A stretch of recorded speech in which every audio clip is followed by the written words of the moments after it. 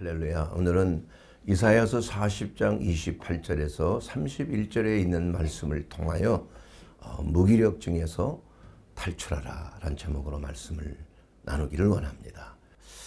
요새 그 온열 질환 참 유사 이래로 관측 이래 6월 7월이 가장 온도가 높은 그러한 무더위가 계속됐습니다. 폭염이 계속되고 있습니다. 이 은한 가운데 참으로 우리가 조심해야 될 것은 이러한 그 탈진 증후군, 온열로 인해서 열기로 인해서 또 밖에 온도가 뭐 35도 거의 40도를 육박하고 또 집에 들어오면 냉방이 되어서 뭐 25도 이하로 떨어지고 이러다 보면은 몸이 적응하기가 힘든 겁니다. 그래서 그 스트레스로 인하여서 자율신경이 조절을 실패하고 교감신경이 흥분하고 코르티솔이 많이 분비되고 또 면역력도 떨어지고 또 땀을 흘림으로 말미암아 탈수 현상도 생기고 그렇게 하다 보니까 각종 이러한 무기력증들이 생겨나는 것이 바로 온열질환입니다. 그래서 이 온열질환을 우리가 예방하기 위해서는 첫째는 집안 온도를 너무 낮추게 하는 것도 매우 위험한 것입니다. 그리고 직접 그 에어컨이나 선풍기에 직접 살을 닿게 하면은 그 피부가 온도가 급강하해요. 그런데 속은 또 열이 있고 하다 보면 이것을 자꾸 순환시키기 위해서 혈관을 자꾸 넓혀지게 하는 방법을 또 혈압이 떨어지게 됩니다. 이 혈압이 떨어지면 또 맥박이 막 올라가니까 또 혈압이 있나 고혈압이 있는 사람은 잘못하면 뇌졸중이나 중풍이나 심근경색에 노출되기가 쉬운 것이에요. 그러나 이것이 극도로 심해지면 아까 말씀드린 그 온열 할머니처럼 맥박까지도 떨어지면은 그때 급히 수액 치료를 하지 아니하면 생명이 위험한 그런 상황에 처해지게 되는 것입니다. 그렇기 때문에 우리가 이러한 그 온열 질환을 예방하는 것, 첫째는 그 무기력증에서 우리가 해방되기 위해서는 찬물을 너무 마시면 안 됩니다.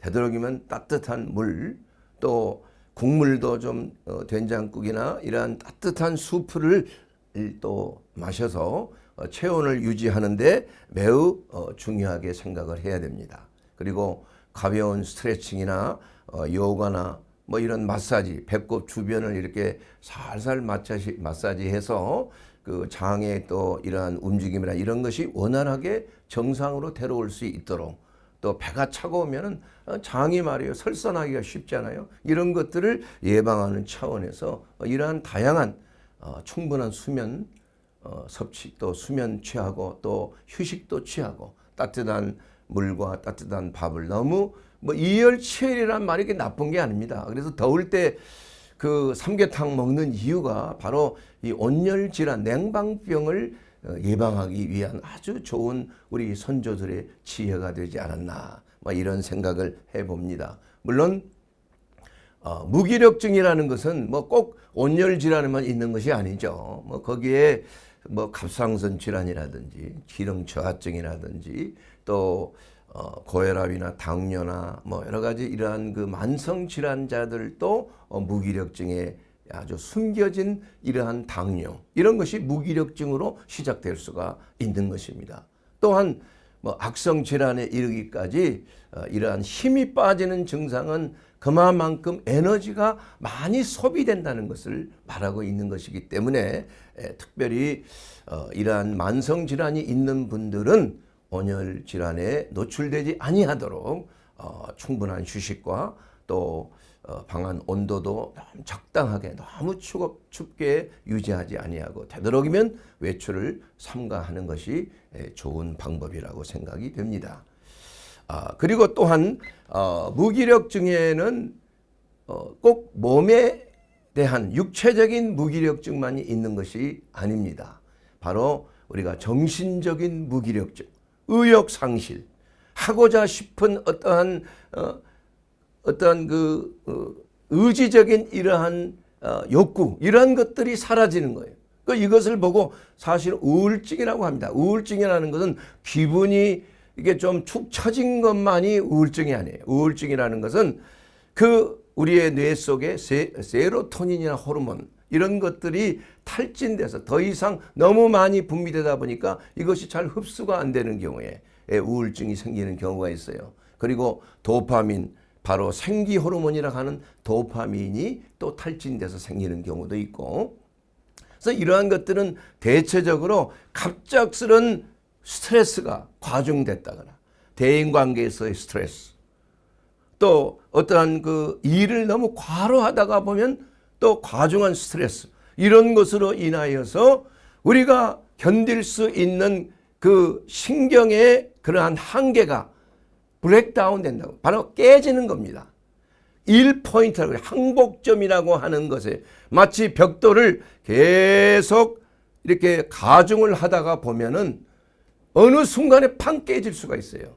그때까지는 아무렇지도 않는 겁니다. 이와 같이 우리의 정신력도 어느 한계까지는 잘 견디는 것 같다가 그것이 지나치면 와해돼 버리는 것. 그러면은 마치 전선이 타버리는 것처럼 신경적인 이러한 문제, 정신적인 문제가 생길 수밖에 없는 거예요.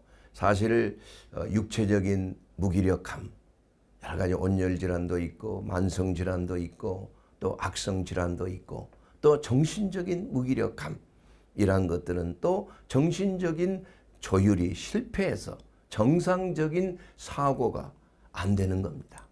정상적인 분별력이 상실된 거예요. 또 이상한 뭐 소리가 환청이 들린다든가, 또 무슨 뭐 피해 망상에 걸린다든가, 누가 나를 계속 쫓아다닌 것 같은 피해 망상, 그런 분들이 예상외로 많은 걸 봅니다. 내과 환자 중에서도 그런 걸 호소하는 분들이 많이 있어요. 예. 그래서 그걸 지적을 하면 매우 화를 냅니다. 아니 원장님, 그 사실이에요, 사실. 예? 내가 그거 직접 확인했어요. 그렇게 하면서 절대 그런 말 못하게 해요.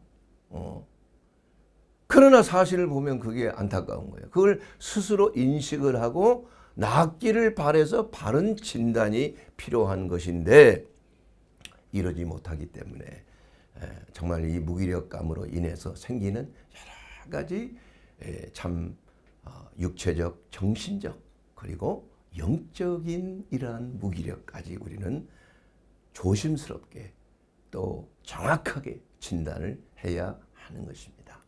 이 사실 오늘 그 말씀의 주제는 그 영적인 무기력에서 시작이 되는 겁니다.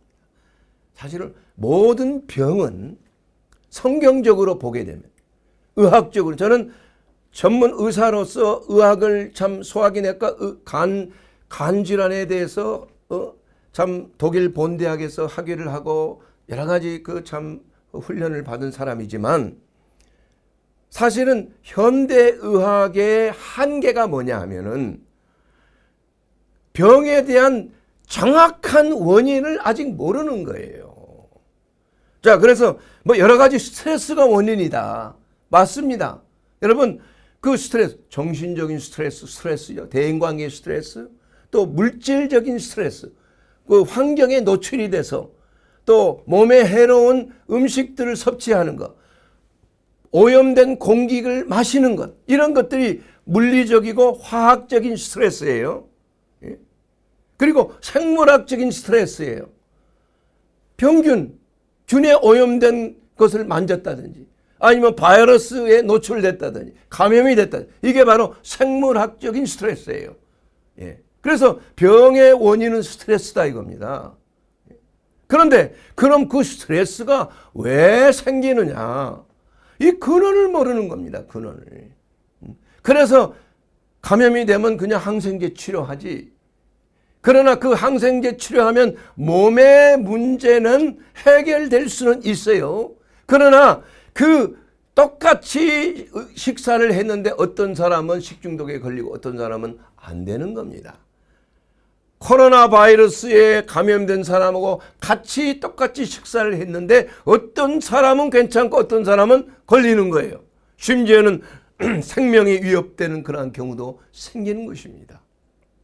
그런데 그 원인이 뭔가 말이에요. 그래서 성경은 분명하게 아담이 타락하기 전에는 하나님이 병이라는 걸 창조한 적이 없어요. 하나님이 창조한 게 아닙니다. 병이라는 게 다른 게 아니에요. 그 WHO의 그 건강에 대한 정의, 병에 대한 정의, 건강하지 않는 것이 병이에요. 그래서 건강이라는 것은 우리가 육체적 쾌적함, 무기력감의 쾌적함, 정신적으로, 사회적으로 쾌적해야 되는 거예요. 마음이 평안해야 되는 겁니다. 마음이 불안하고 두려워하고 염려하고 초조하고 근심하고 안절부절 못하고 이러한 것들은 다 병이에요. 정상에서 넘어간 겁니다. 그래서 건강이라는 것은 정상적인 쾌적함을 내가 몸으로 느끼는 겁니다. 몸뿐만이 아니라 정신적으로 평안을 느껴야 돼요. 이것이 정신적인 건강이에요. 또한 사회적으로 고립되지 아니하고 사회적으로 좋은 대인 관계를 유지하는 것. 이것이 건강한 사회적인 사람의 특징이에요. 사회적으로 병든 사람은 사람들과의 소통이 안 됩니다. 고립이 됩니다. 어디를 가도 사람들과 잘 소통을 못하는 그런 사람. 이게 바로 사회적인 병이래. 예. 거기에다가 플러스 뭡니까? 영적인 쾌적함이 들어간 거예요. 2002년도에. 그래서 영적이라는 것은 의미가 다양하지만은 분명한 성경적인 면에서 그 영적인 기능은 뭡니까, 여러분? 여러분, 몸의 기능은 기능을 유지하기 위해서 우리가 먹는 거, 마시는 거, 배설하는 거, 잠자는 거, 이런 것들이 충족이 돼야 돼요. 또한 정신적으로 쾌적함을 누리기, 이거 혼적이라고 그러죠. 혼적인 쾌적함을 누리기 위해서는 우리의 감성과 지성과 의지가 정상적으로 유지돼야 돼요. 사랑을 받아야 됩니다. 사랑을 주고받아야 돼요. 서로 이해관계가 잘 맞아야 되는 겁니다. 그리고 사회적으로 대인관계가 원활하게 돌아감으로 인해서 평안함을 누리는 거예요. 이것이 바로 혼적인 기능입니다. 이것이 제대로 시행이 안 될 때 마음은 불안해지고 정신적으로 염려가 근심이 차서 병에 걸리게 되는 거예요. 그리고 분명히 데살로니가전서 5장 23절에 말씀하신 대로 하나님께서 우리에게 영과 혼과 몸이 그리스도 예수의 그날까지 흠없이 보존되도록 하나님께서 세상 끝날까지 우리와 함께 하신다는 약속이 있는 것입니다. 그래서 영적인 기능은 하나님과의 소통이에요. 하나님은 영이시니 영적인 것은 영으로 분별해야 되는 거예요. 육적인 것은 육체로 분별하는 겁니다. 그러므로 우리가 영이라는 것을 그 기능은 하나님과의 교통이 막혀버리면 그때부터 영적인 타락이 시작되고 하나님을 모르게 되는 거예요.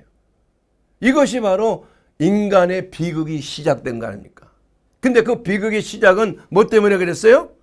하나님이 먹지 말라고 하는 선악과를 먹었기 때문에 그 먹은 그 결과로 죽게 되었다 이겁니다. 하나님과의 영적인 교통이 상실되면 그것은 사망이에요. 하나님과의 교통은 생명입니다. 하나님과의 교통이 끊어지면 죽는 거예요. 우리가 살아있다고 하지만은 마치 꽃꽂이에 꽃이 아름답게 피어 있지만은 얼마 가지 않아서 시들어버리고 죽는 거 아니겠어요? 시한부 인생 아닙니까? 우리의 인생이 바로 그런 인생이에요. 그래서 우리가 영적인 교통이 회복이 되면은 그것은 바로 우리가 영원한 생명을 누린다고 성경은 말씀하고 있는 것입니다. 그렇기 때문에 예수님이 오신 것은 바로 하나님과 우리와의 관계를 죄로 인하여 막혀버린 것이 죄의 담이 하나님과의 분리돼 버린 거예요. 그래서 죽음이란 게 왔는데 예수님께서 이 땅에 오신 것은 하나님과의 영적인 회복, 영적인 화해를 만드시는 겁니다. 그래서 영적인 화해라는 건 뭡니까? 죄로부터 사함을 받는 거죠. 예수님께서 대신 정죄함을 받아서 저와 여러분의 죄를 대신 십자가에서 짊어지시고 물과 피를 쏟으심으로 죽으심으로 말미암아 죄에 대한 대가를 지불했다 이거예요. 그러므로 누구든지 그리스도 예수 안에 있으면 결코 정죄함이 없는 놀라운 은혜의 시대, 화목의 시대, 하나님과의 화해의 시대가 예수 그리스도를 통하여 열려지게 되었다는 겁니다. 이것이 바로 치유입니다, 여러분. 우리가 꼭 무슨 병에서, 암병에서, 무슨 소화불량증에서, 심장병에서, 무슨 만성 당뇨 고혈압에서 치유되는 것, 그것은 하나의 가장 작은 일부분에 지나지 않는 거예요. 모든 병의 치료의 근원은 그리스도의 화목제물을 통한 희생을 통한 하나님과의 화해를 통해서, 화목을 통해서 우리의 병이 치유가 되는 근본이 생긴 거라 이겁니다. 이해가 되시죠? 그렇기 때문에 제가 하고 있는 이 전인치유 사역이라는 것은 단순하게 영어로 Holistic Healing Ministry 이렇게 하면 좋겠지만, 물론 요한복음 7장 3절에 있는 말로 홀론 안트로폰 휘기에스, 전인치유라는 게 있지만, 그러나 그 전인치유가 이루어지기 위해서는 반드시 예수 그리스도의 대속의 은혜를 통한 속죄함이 모든 치유의 근원이 된다는 겁니다. 예. 그래서 전인치유의 사역을 저는 이렇게 말할 수 있다고 봅니다. 크리마, Korean Renewing, 한국의 갱신적인 Renewing Institute, 그 다음에 M, Ministry of Atonement. Atonement라는 것은 죄속함이에요. 죄를 속죄한다는 그 말입니다. 그래서 모든 치유 사역은 그리스도의 대속의 죄사함과 직접적인 연결고리가 있는 것입니다. 이것이 되지 않고서는 진정한 치유와 구원의 역사가 있을 수가 없다는 것입니다, 여러분. 그래서 첫째, 우리가 이러한 그 영적인 이러한 평안, 이것은 바로 예수 그리스도께서 우리에게 평안을 주신다고 성경은 분명하게 말씀하고 있는 것입니다. 뭐라고 말씀하고 있습니까? 요한복음 14장 27절에 평안을 너희에게 끼치노니 곧 나의 평안을 너희에게 주노라. 내가 너희에게 주는 것은 세상이 주는 것과 같이 아니하니라. 너희는 마음에 근심하지도 말고 두려워하지도 말라.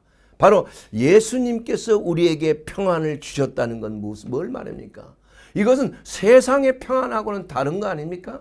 세상의 평안은 외적인 환경과 조건이 좋을 때, 다시 말하면 돈과 건강이 풍족할 때, 만족할 때 우리가 세상이 주는 평안이, 그건 하나님이 주신 평안이 아닙니다.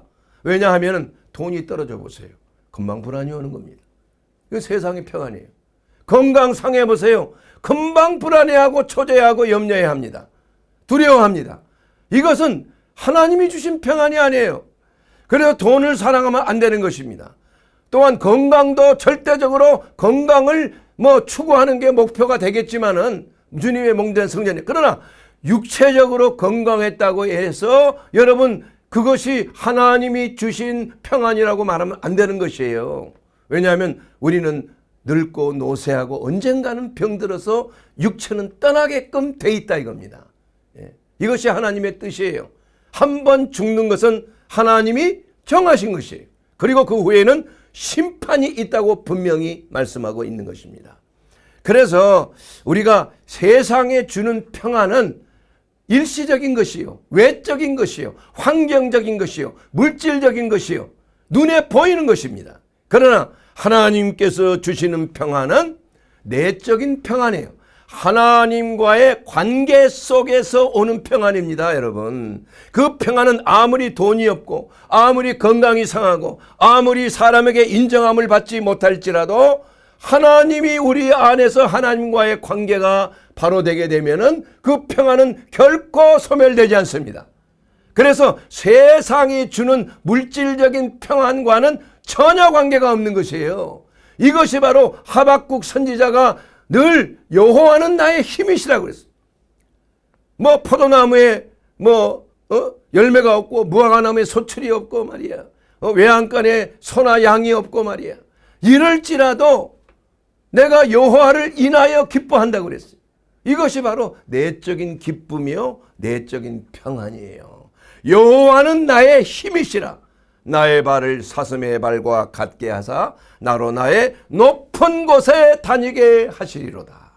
사랑하는 여러분, 이와 같이 하나님이 주신 평안, 이것은 예수 그리스도께서 우리에게 약속하신 것입니다.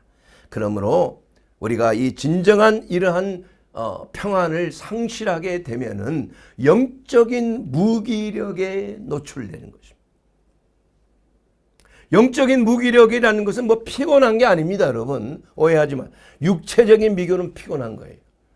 정신적인 무기력은 매사에 의욕이 상실되는 거예요. 그러나 영적인 무기력한 사람은 뭐 정신적으로 뭔가 이 기력이 있고 뭔가 하고자 하는 의욕이 있고 육체적으로 건강하다고 할지라도 영적으로 무기력할 수 있다는 거예요. 왜 그렇습니까? 하나님과의 관계가 단절되어 있기 때문에 그런 거예요. 그래서 이러한 자들의 특징은 뭐냐 하면은 죄에 대하여 더 이상 예민하지가 않습니다. 죄를 짓고도 그렇게 고민하지 않아요, 여러분. 여러분, 하나님의 말씀에 불순종하면 막 고민합니까? 아, 내가 이래서는 안 되지. 그래서 발버둥 칩니까? 다시는 이러한 죄에 노출되지 아니하려고 하나님의 말씀에 불순종하지 아니하려고 하는 것을 막으려고 여러분이 발버둥 칩니까? 피를 흘리기까지 죄와 싸우고 있습니까, 여러분? 그러나 영적인 무기력자는 죄를 지어도 별로 중요하게 생각하지 아니하는 거예요.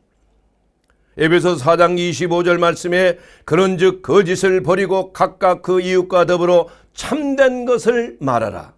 이는 우리가 서로 지체가 됨이니라. 바로 우리가 거짓말을 습관적으로 좋은 거짓말 이거 하면서도 내가 선한 일을 행했다고 하는 거예요. 좋은 거짓말이니까. 그러나 그것이 아무리 의도가 나쁘지 않다고 하더라도 거짓말은 거짓말이에요. 선의의 거짓말이라는 거 없는 것입니다, 여러분. 그 상황을 무마하기 위해서 드리는 겁니다. 그래서 작은 죄악도 그냥 지나가는 거예요. 약간 거짓말 하든 좀 남에게 좀 안 좋은 얘기도 하고 여러 가지 생각 속에 범하는 죄들이 많이 있잖아요. 이것이 대부분의 경우가 비판과 판단이에요. 비판과 판단. 우리가 쉽게 저지르는 죄악 중에 하나가 남을 판단하고 비판하는 것입니다. 그래서 마태복음 7장 1절 이하에 있는 말씀을 보게 되면 비판을 받지 아니하려거든 비판하지 말라요. 남을 비판하지 마세요. 판단하지 마세요. 비판이라는 비난하고 판단한다는 겁니다. 이 판단이라는 것이 죄예요, 여러분. 우리는 어떤 경우에도 판단할 수가 없습니다. 하나님만이 판단할 수 있어요. 하나님만이 우리의 심판주가 되는 것입니다. 사람을 판단하는 것은 하나님 자리에 자기가 앉는 거예요. 하나님의 권위를 빼앗는 것이 되는 것입니다. 우리는 판단을 하지 말되 분별은 해야 됩니다. 분별은 이것이 하나님 거로부터 오는 것인지 하나님의 뜻인지 아닌지를 우리는 분별해야 돼요. 뭐로 분별합니까? 하나님의 말씀으로, 하나님의 진리의 말씀으로 이것이 어디서부터 오는 것이, 내가 대하는 것이, 내가 속한 그룹이, 내가 살고 있는 이러한 사회적인 환경이 이것이 하나님의 뜻 가운데 있는 것인가? 하나님의 말씀에 합한 것인가?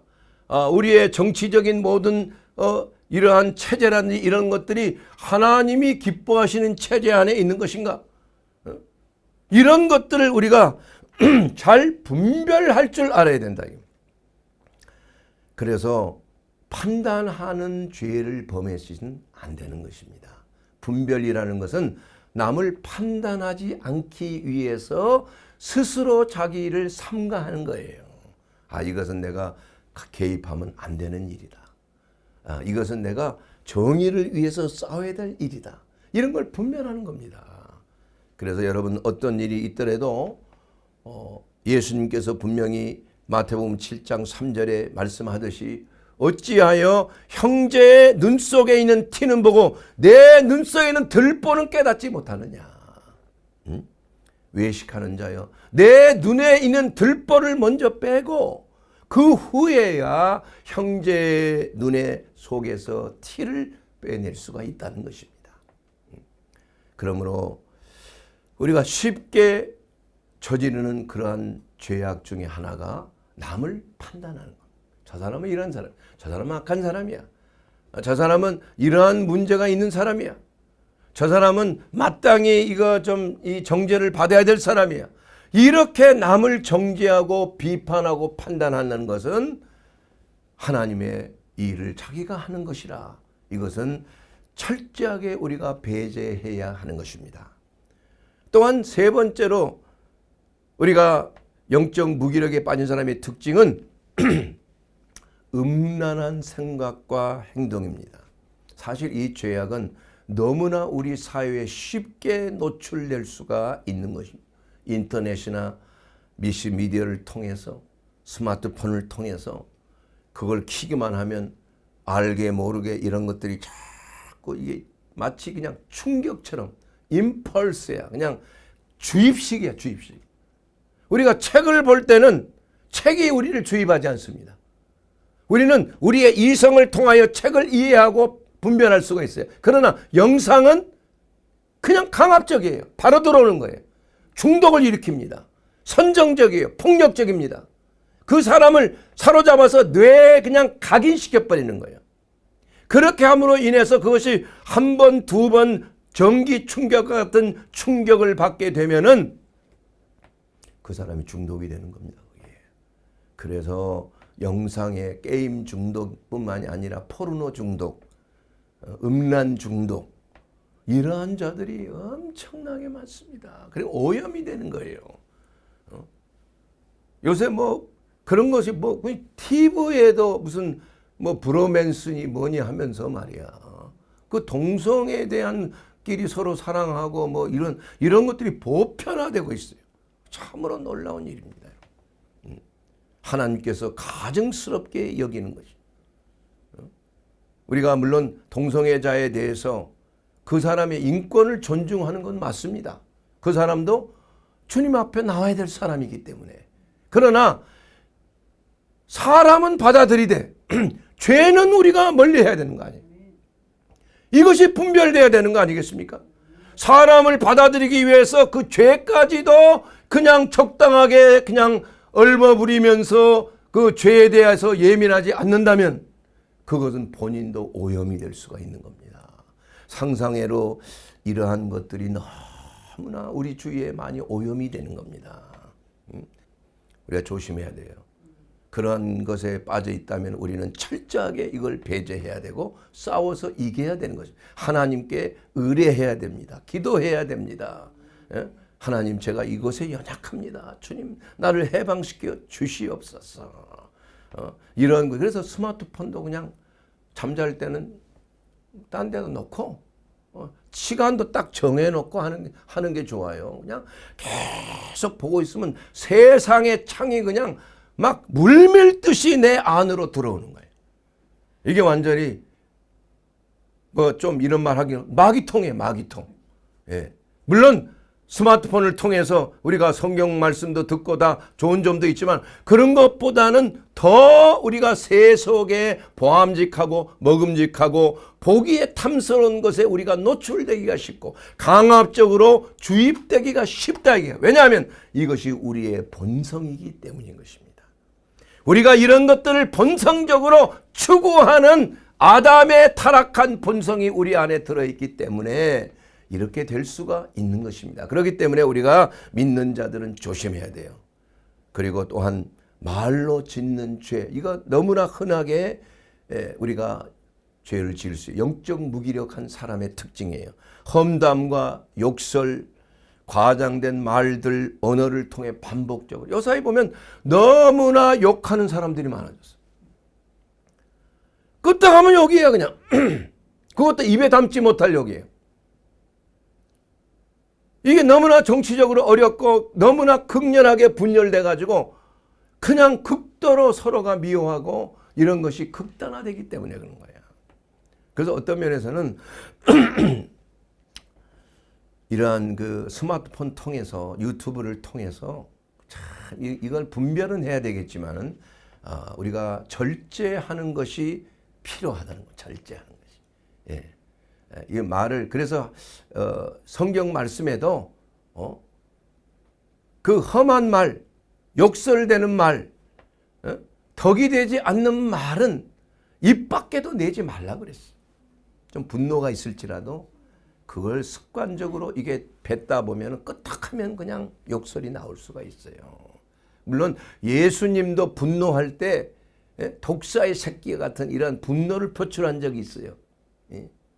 그러나 우리는 더더군다나 쉽게 그러한 것에 노출될 수가 있기 때문에 이러한 죄의 문제를 우리가 말로 험담하고 욕설하고 이러한 죄, 그것은 정의롭게 한다고 하면서 그렇게 하는 죄, 또 음란에 쉽게 노출되는 죄, 거짓말로 남을 이렇게 가문이슬 하는 죄, 행동으로, 마음으로, 생각으로 하나님 앞에 죄를 지을 때 그 결과는 요한일서 3장 8절에 죄를 짓는 자마다 마귀에게 속하느니 마귀는 처음부터 범죄함이라.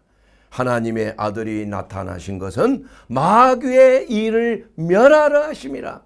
하나님의 아들 예수가 이 땅에 오신 목적은 바로 마귀의 일을 멸하는 것입니다. 마귀의 일은 무엇입니까, 여러분? 6가지를 제가 말씀드렸어요. 첫째는 하나님의 말씀을 의심하게 합니다.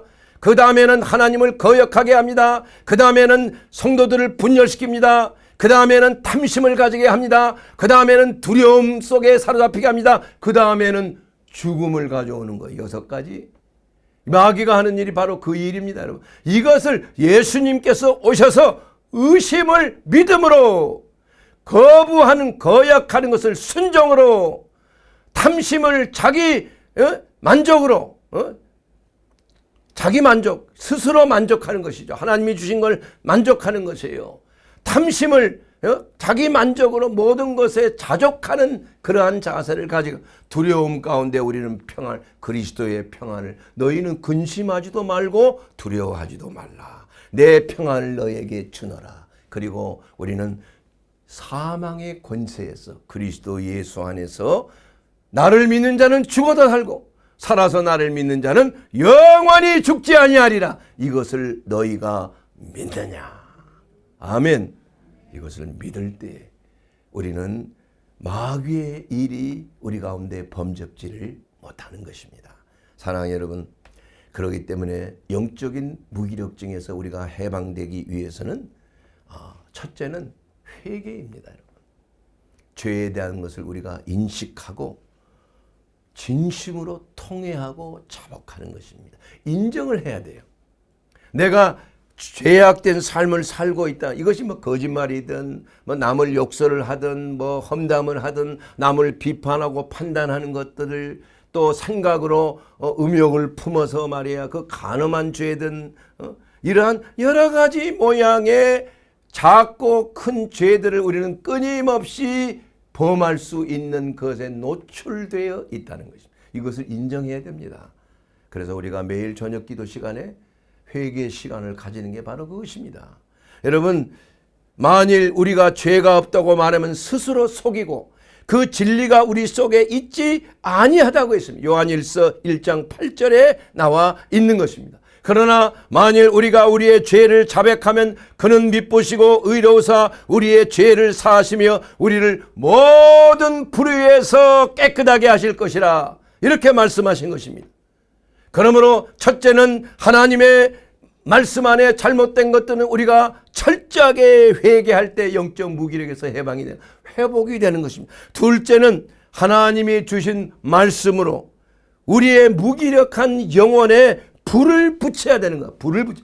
하나님의 말씀은 내 말이 불 같지 아니하냐, 바위를 쳐서 부서뜨리는 방망이 같지 아니하냐. 에레미야서 23장 29절에 있는 그 말씀을 통해서 하나님의 말씀은 우리의 영혼을 깨우는 하나님의 살아있는 방망이가 되는 것입니다. 보라, 이사야서 41장 15절에 바로 하나님의 말씀을 전하는 자는 마치 타작 기계와 같은 사람이에요. 내가 너를 이가 날카로운 새 타작 기계로 삼으리니 내가 산들을 쳐서 부서뜨릴 것이요 작은 산들을 겨와 같이 만들 것이니라. 바로 하나님의 말씀을 전할 때 하나님 앞에 완악한 자들, 하나님 앞에 교만한 마음을 가진 자들, 하나님 앞에 범죄하여 그야말로 구렁텅이 속에 빠져있는, 늪에 빠져있는 자들을 하나님의 말씀의 방망이로 깨트리는 거예요. 그런 자들이 회개할 수 있도록 강팍한 마음을 깨트리는 겁니다. 그러지 않고서는 회개의 길로 돌아오질 못하는 거예요. 하나님의 말씀의 방망이를 우리가 받아들이고 우리의 아주 견고한 자아를 깨트려야 되는 겁니다. 고집을 깨트려야 돼요. 이건 하나님의 말씀의 능력밖에 없습니다. 두 번째로 하나님의 말씀이 선포될 때는 불을 던지는 것 같은 것입니다. 내가 불을 땅에 던지러 왔노니 이 불이 이미 붙었으면 내가 무엇을 원하리요. 사랑하는 여러분, 이와 같이 하나님의 말씀을 선포할 때 하나님의 성령의 불이 여러분의 마음과 여러분의 몸을 태우고 정화시키는 거예요. 영과 혼을 찔러 쪼개고 골수와 관절까지 찔러 쪼개는 수술하시는 하나님의 말씀이에요. 그렇기 때문에 우리가 새롭게 변화를 받고 갱신하게 되는 것입니다. 하나님의 말씀의 불은 우리의 죄악을 정화시키는 놀라운 능력이 있는 것이에요. 그러므로 하나님의 말씀을 우리가 받을 때 아멘으로 화답하게 되면 그 말씀이 여러분의 영혼 안에 들어가서 여러분의 영혼을 정화시키는 줄로 믿습니다.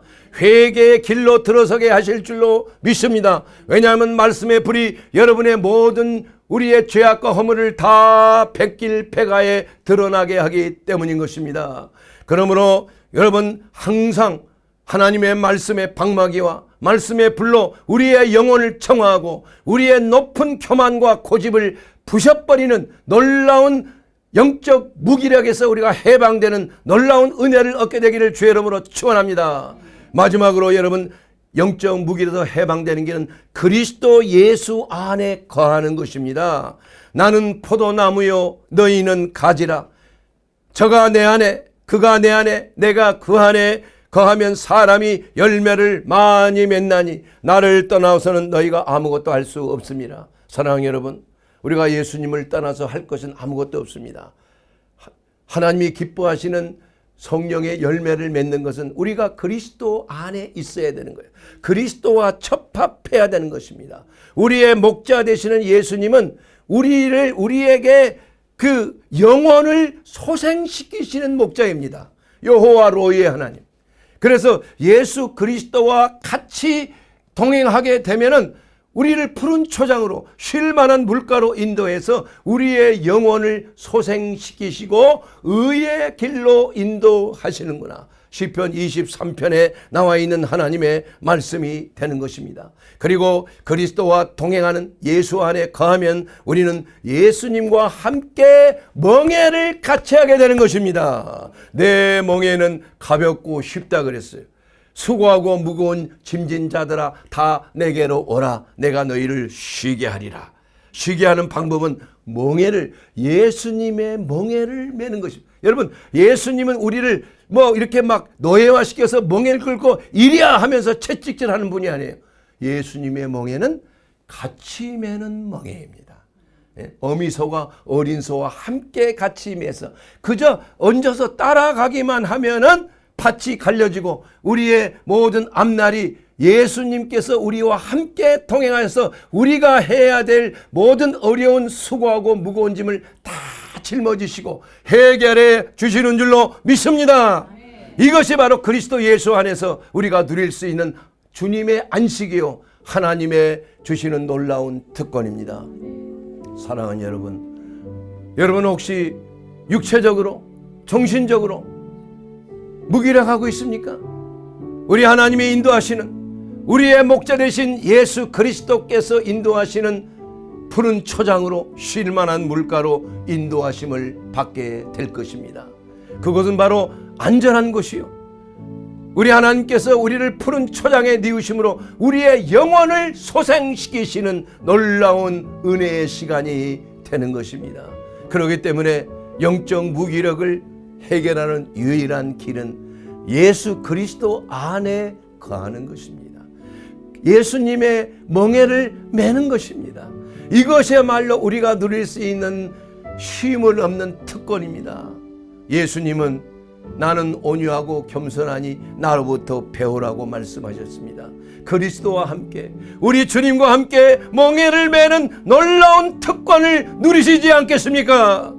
이것이 바로 우리가 영적 무기력함에서 여호와를 경외하는 자가 새 힘을 얻으리니 독수리가 날개치며 올라감 같을 것이요, 걸어도 피곤치 않고 뛰어도 곤비치 아니하리라 하신 그 하나님의 말씀의 능력이 바로 저와 여러분의 삶 속에 새로운 무기력에서, 무기력증에서 새 힘을 얻는 그러한 비결이 되는 줄로 믿습니다. 예수 그리스도 안에서 여러분 놀라운 하나님의 생기를 받고 하나님이 주시는 영원한 영생의 풍성한 삶을 누리게 되기를 주의 이름으로 축원합니다. 아멘.